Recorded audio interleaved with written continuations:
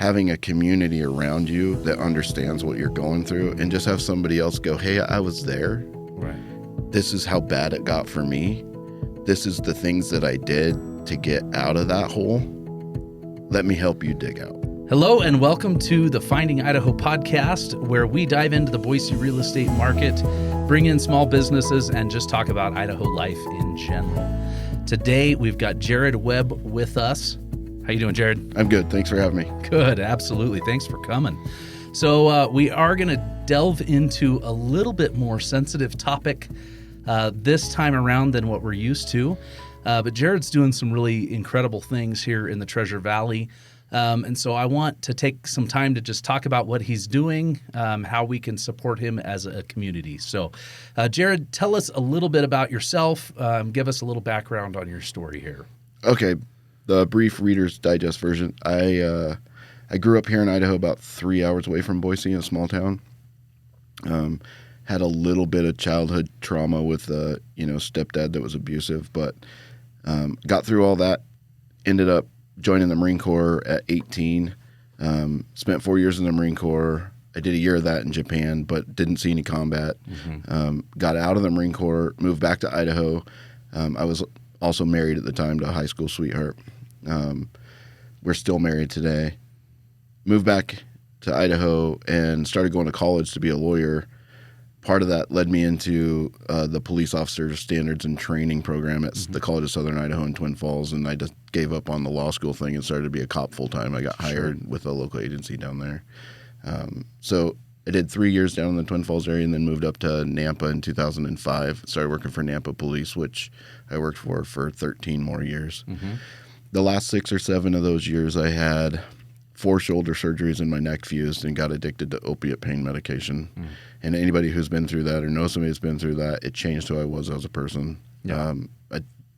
Honesty and integrity, all that went away in lieu of getting more pills, and supporting that habit. So luckily, I was fortunate enough, by the grace of God, I fraudulently submitted a refill request, reported med stolen when they weren't, to deal with some emotional stuff that was going on. My oldest son, who was a teenager at the time, had a suicide attempt where he'd barricaded himself in his bedroom with my service pistol, and I was so mentally checked out and not the father or husband that I should have been. Right. I kind of left my wife to deal with that on her own. I was able to get the pistol away from him, but I couldn't deal with the emotions and all that was going on. Everything just was transformed into anger. So the next morning I called, reported my meds stolen, went and got them refilled. And again, by the grace of God, a detective answered that call instead of just a road deputy that might have sent that report to file. Did some investigating, found out that I was lying, contacted my department. I ended up getting arrested in my own department and transported to my own jail. By the time literally I was in jail for all of about 15 minutes just because of where I worked. They didn't want me in there with everyone else, so I bonded out real quick. They got me out of there. So I didn't really get the full jail experience, but But it's a humbling enough experience as it is. Absolutely. So my whole life turned upside down. I lost I lost my house. I lost, my career, my good name, all that went away. And I contemplated suicide for a while. Got a call from a very dear friend that owned an HVAC company, and that moment of him reaching out to me and saying, hey, what can I do to help? Do you need a job? Whatever I can do to help get you out of this was the catalyst for me to go, it's not the end of my life, it's just the end of that chapter. Right. And I got to turn this around. It's destroying everything about me. And so that's what I did. And luckily I was accepted into Veterans Treatment Court in Ada County. Nice. I did 20 months of Veterans Treatment Court. Through that process, they kind of taught me to rethink that alcohol and drugs weren't my problem. My brain was my problem. All the traumatic experiences that I'd been through on the job had kind of reprogrammed my brain and how I saw the world and how I interacted with it. And then when opiates came into the picture, I was able to just numb everything out. Right. no emotion. I didn't need to feel anything anymore. It made doing the actual job and going to that traumatic stuff easier, but it destroyed every other aspect of my life. Yeah. So I was lucky enough that I woke up in Veterans Treatment Court, and I was like, I'll do whatever it is that you tell me how to do. I don't know how to fix this on my own. So you tell me what to do. I was surrounded by a bunch of other veterans that were going through the same thing. So I had kind of a community to lean against. Right. So that turned things around for me. Also, that friend of mine was literally training me how to fix things in HVAC stuff and driving me around and paying me to learn so that I didn't get any deeper into the hole that I had dug for myself. And that was a godsend. So I turned all that around, ended up meeting another veteran who was in the program. His name was Brent Rowe, and we kind of clicked talking about, well, we clicked first of all, just kind of our stories, but he was really into coffee. And the only coffee that I'd ever drank was like Folgers. Right. Right. So I'm like, I don't see what the big deal is. I don't know why you're all excited about coffee. Like, Oh, I can relate for sure. So, but then he's like, well, you've never had real coffee. And Right. I was like, yeah, whatever. Well, then I like this guy. yeah, right. And then he actually roasted some coffee, and I tried it. I was like, oh my Lord, that's good stuff. You could sell this. Right. And he's like, yeah, I used to do that before I wound up here. Right. And so that's part of his story too. But we decided that he was going to roast the coffee, and we'd start another business. Only this time, instead of doing it as like try to make money for profit, we're going to take the money that we can make from selling this great coffee and give it back to the community of vets and first responders that are suffering from PTSD, or those that may not even know they're suffering from PTSD. Right. And so Zero Dark 30 Coffee was born, and that's kind of how we got our start. Nice. Yeah. So That is awesome. yeah, so like a complete 180 from man. If you'd asked me 4 years ago where I thought I'd be today, it would not be selling coffee. I'll tell you that for sure. So you're selling this coffee, and then proceeds from that end up going to helping people, veterans or first responders that are dealing with PTSD issues or similar issues that Yeah, that you were absolutely, dealing with. absolutely. So it's kind of going through it, and I'm still dealing with some of it today. I mean, I'm learning how to cope, but I still have the blow-ups and the uncontrollable rage sometimes. Today I know where I can focus it in a different place. Right. So, it's not all landing on my wife and kids, and they don't understand what the heck's going on. But also education helps with that too, so they understand it. But it's getting better. But the big thing is having a community around you that understands what you're going through, and just have somebody else go, hey, I was there. Right. This is how bad it got for me. This is the things that I did to get out of that hole. Let me help you dig out. Right. That's what it took for me to get out. So so what we do is we find those local small 501c3 charities where nobody's trying to get rich. Right. Nobody's pockets are being lined. They're literally doing the boots on the ground, either one-on-one or small group work with vets and first responders to try to get rid of that, the stigma, and get people at least engaged in some kind of PTSD recovery. Right.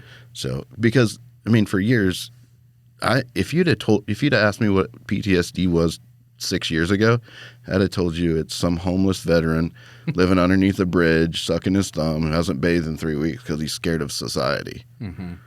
That's not PTSD. Right. It's just not. But that's what a lot of people end up thinking, in that respect. Yeah.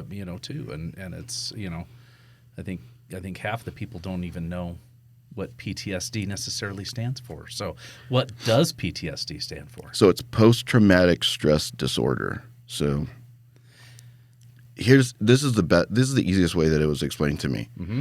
And this is kind of how PTSD manifests for me sometimes, is if I walk into a room or a house that I've never been into before, and the furniture layout, or an odor or a noise or something in that room is similar to a room I was in before where a traumatic event happened, be it an armed confrontation or, a horrific crime scene, whatever. Mm-hmm. Your brain automatically lets you know, hey, it's about to go down. Prepare yourself. And then you get flooded with this fight or flight response. Sure. If you're in your own kitchen, or you're in, at a family barbecue, all of that energy and that I'm ready for a fight is just, we're so used to transforming that to anger and using it, especially in combat situations. Sure. Where that's what happens. You throw it all into anger, and then whoever's in that room is going to catch the brunt of it. Mm-hmm.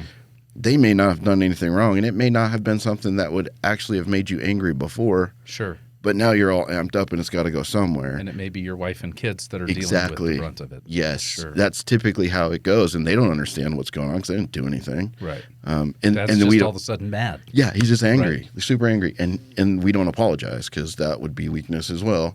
So then it just amplifies and compounds. And so for me, like, I can recognize when that happens to me now. Like, I get uncontrollable rage, and there's no reason for it. And it's not just, I can focus that somewhere else, or I can get out of the room, remove myself from the situation, go for a run, try to get it out of me that way.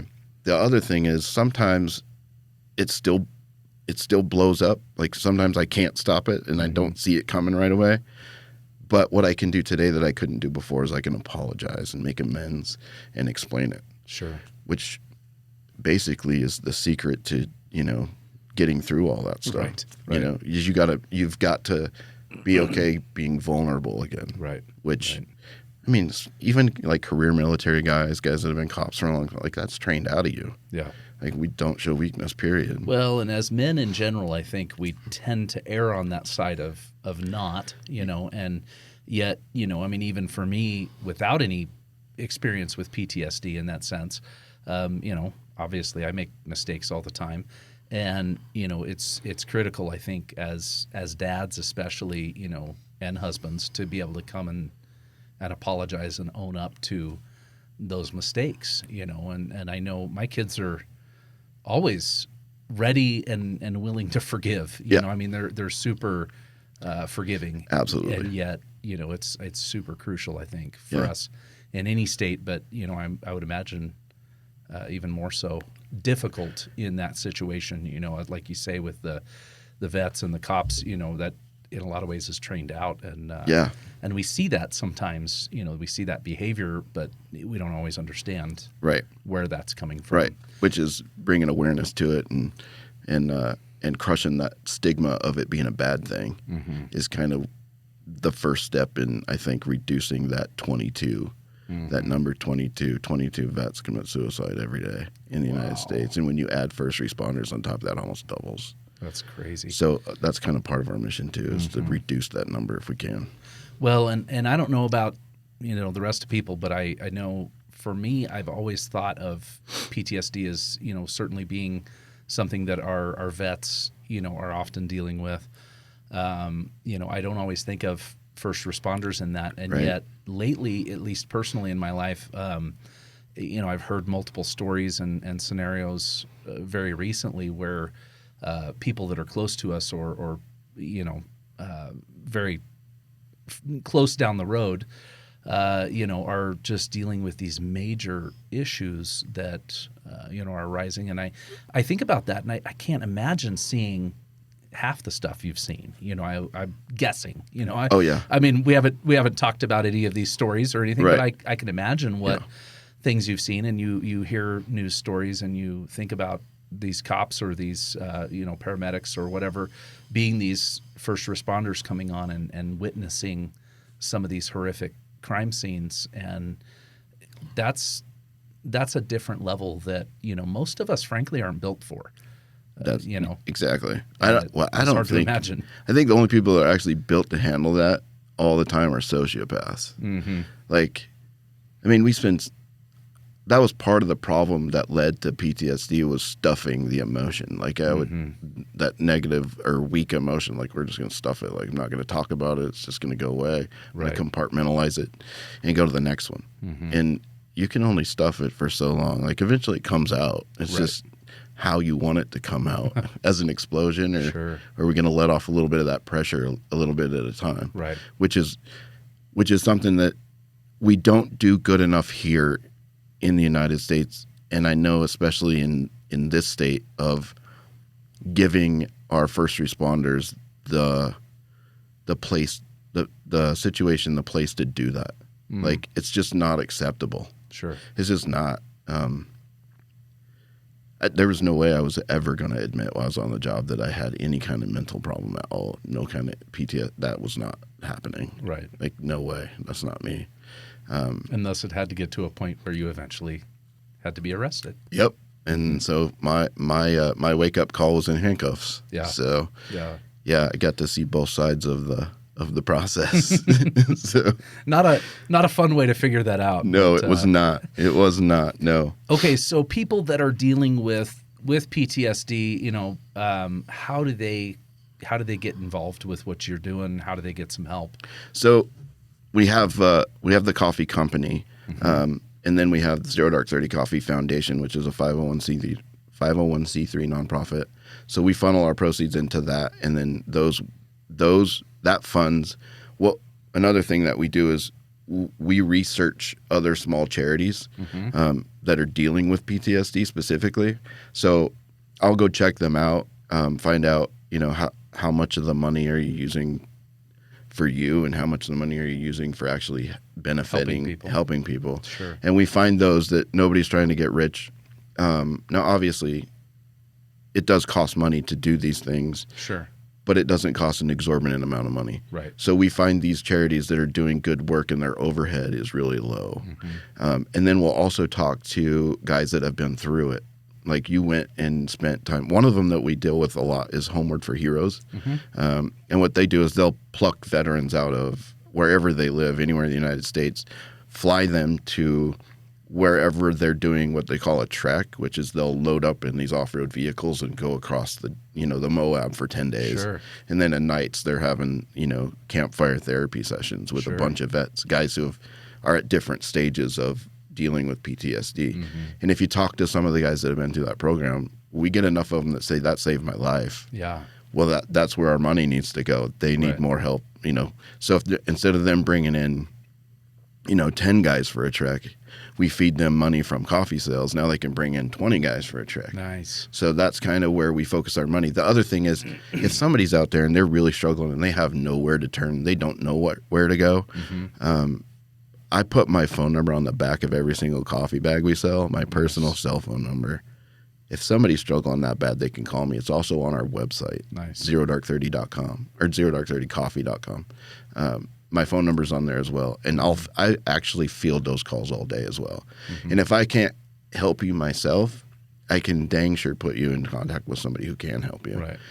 Because I do work with those other charities, so I know which ones work, which ones can take. Like there's a guy that came to the last charity event we did with the Taylor Foundation, and I immediately, it was like 3 weeks after that event, we hooked him up with Homeward for Heroes, and now him and his wife are going on a trek. Nice. So, I mean, we can get you some help pretty quickly. I mean, it's not an overnight thing, but in the meantime, I can talk to you. Right. There's several other guys that just have never reached out to anybody that I'm talking to now, daily, either daily text messages or phone calls. Sure. And just the fact that you're not, that's Jared. Jared's the guy that he's going on the trek with Homeward for Heroes.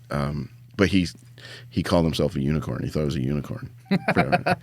You're like, you're not that special. Right. Dude. You're not that special. You're not a unicorn. There's a whole bunch of us out there. Right. So that's kind of the big thing is find a new community that actually understands what you've been through and what you're going through. Which is huge. I imagine just getting that support and understanding that there's others that are dealing with it. And, and it isn't that crazy, of a thing. It isn't that. And it's not your fault. Right.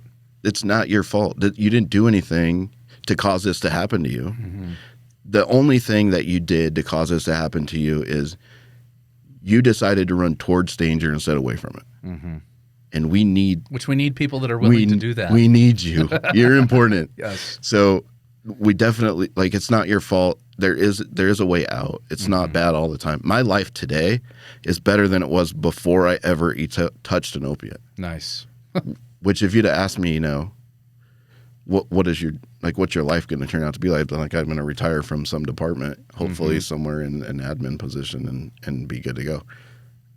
No way. No way. Happiness for me was getting away from that, and sometimes that's the other thing is with our first responders, and sometimes the military too, the vets, you're stuck once you hit, we'll just take the military, for example. Once you hit 12 years, well, now you're pot committed, right? Mm-hmm. So like I got to get my 20 or I just threw away 12 years. Yeah. Exactly. So, and then for cops, this is the kind of the same thing. And like, there's places like, California, Washington, where they'll have a 20-year and out retirement. Well, we don't have that here. It's a rule of 80 retirement, which means it's a lot more years. It was like 32 years I'd had to work to retire or something.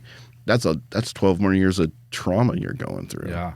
So for me, and I was trapped. I had a mortgage, I had car payments, I had kids, wife, bills that were coming in. Like I had no other skills. What was I going to do? Right. I was stuck there. If I hadn't got arrested, I probably would have burned out and ate a bullet at some point. Yeah. The other sad thing is a lot of the vets that the combat vets that I talk to is they've lost more guys to suicide in their units than they did in combat. So right. That's scary. That's very scary. And sad that we can't help those guys when they come back, reintegrate. Right. Yeah, so it's very, very important to have that community around you, just a new tribe, that understands you, knows who you are and what you're doing. So, yeah, absolutely. And the coffee that Brent spent 20 years perfecting these coffee roasts. So, I mean, the coffee's amazing. Okay, so speaking of the coffee, because coffee, any of my listeners know I'm very much into coffee. It's our kind of people. You'll find me at coffee shops pretty regularly, and I am always trying to, support local roasters, local coffee shops, and things that way. So where do people find Zero Dark 30 coffee? So right now, the easiest way to get coffee from us is to order online at zerodark30coffee.com. You place an order. If you live here in the Valley, I deliver either me or my wife or one of my little offspring is going to deliver the coffee for free to your door. I like it. Yeah. So we do that. That's the easiest way to get it. We're also at the moment, we're in Independence Indoor Shooting. They have our coffee in there for sale. And we just, very soon, I'm hoping very soon, we'll be landing in some other stores like DMB. Okay. And then in July or August-ish, our new building will be completed, and then we will actually have a brick and mortar place where you could come and get coffee, and we'll roast in there and have an office. Right. And so yeah, absolutely. The community has been amazing, helping me out and everything. So whereabouts is that building located? That building will be it's in Meridian, off of Franklin, I believe. Okay. Yeah, I've been by there one time. Nice. And that was early this morning, so I don't really remember exactly where it's at. And it's not finished. I mean, they're literally constructing it right now. So. Right. Nice. Yeah. Wonderful. So we're excited about that too. Love it. Yeah. Love it. So, and then we deliver, it's $5.50 for shipping anywhere in the U.S. if you live outside the Valley. Perfect. So. Perfect. Okay, so zerodark30coffee.com. So people can get on there, they can order coffee, and they can also get your information to get a hold of you if they need anything, any help in that sense. Yep, absolutely. Do you guys have, so just to clarify and make sure people are catching this, but you have essentially two separate businesses. Yes. The one that is a for-profit coffee business, and then the proceeds from that feed the 501c3 nonprofit. The difference between us and any other coffee company is nobody here is getting rich. Mm-hmm. We're not pocketing the money. In fact, our books are open. Nice. As a private-owned company, our books are open. So if you want to know how much money we're actually giving to charities out of what we make, it's all open. Love it. We will tell everybody this is what we're doing with the money. Sure. At this point right now, my wife is working full-time and paying our bills while I do the coffee company to get us launched. Apparently you have to keep paying the bills. They get upset when you don't. I don't understand. Like to send nasty grams to your house. It's weird. Yeah. Fair. So yeah, we are a for-profit technically, but on the coffee side. On the coffee side. Sure. And then the foundation side, we're not. So, and because of that, then on the foundation side, if somebody wanted to make a donation, you're able to do that, and it could still be a tax deductible donation. Yep. Just to make sure people understand that if they want to, do something that way, they're able to do that. Yes. At this, I got to put a place on the website to donate directly to the foundation. I haven't got that on there yet. So if you're looking for a tax deductible donation where you want a receipt so you can write it off, sure, call me. Okay. We'll do that on the site until make sure people can get that. Otherwise, if you do the donation tab we have a donation tab on the actual company site too, but that goes to the for-profit, and we can't write you off for that one. That one. Yeah. And typically those we get people who don't drink coffee, but they want to support the cause. Who doesn't drink coffee? There's a couple people. You know what it is? It's people that don't know what real coffee tastes like. That's right. It was They're me like, before I started the gas. Yeah, right? I'm not paying for that. Yeah. But that's the other thing. Okay. Just on the coffee side, we only use Arabica beans. We don't use Robusta beans at all. So they're more flavorful. The difference, if you don't know the difference, which I didn't before I started this whole thing, but I'm learning at light speed about coffee. But Robusta trees are pretty hardy. You can plant it, walk away, and then come back, harvest the beans. Where Arabica beans, you kind of got to baby a little bit. Sure. But the flavor is so much better, and they're so much. They're about 4 times the cost, but it's worth it. Right. Which is why our coffee's not the $6 Folgers price. Sure. So you're going to pay for it, but it's worth. Every penny. Yes, absolutely. I love it. Awesome. Well, thanks for joining us today. We certainly appreciate what you're doing here in the Valley and doing for veterans and first responders. And it's awesome to see people out there working to really benefit these men and women that are struggling. And I think it's encouraging to just hear your story and kind of how, like you say, just that God's grace and just bringing you into those things, because sometimes at the time, of course, it looks and seems terrible. I can't even imagine the humiliation of being arrested in your own jail. And yet, what a great thing. And bonding awesome. out and seeing your own booking photo all over the news. Right. Yeah, that's a lot of fun. I bet that's... Don't try that at home, by the way. Yeah. Yes. So anybody that is struggling, let's get you help before it comes to absolutely. that. There is a way out. We can help you. Yes. Absolutely. Sure. All right, man. Well, hey, thanks for coming on. Thanks for having me. Look forward to seeing you around and trying some of this coffee. Absolutely. So I'm excited. We'll get you some. All right, man. All right. Bye.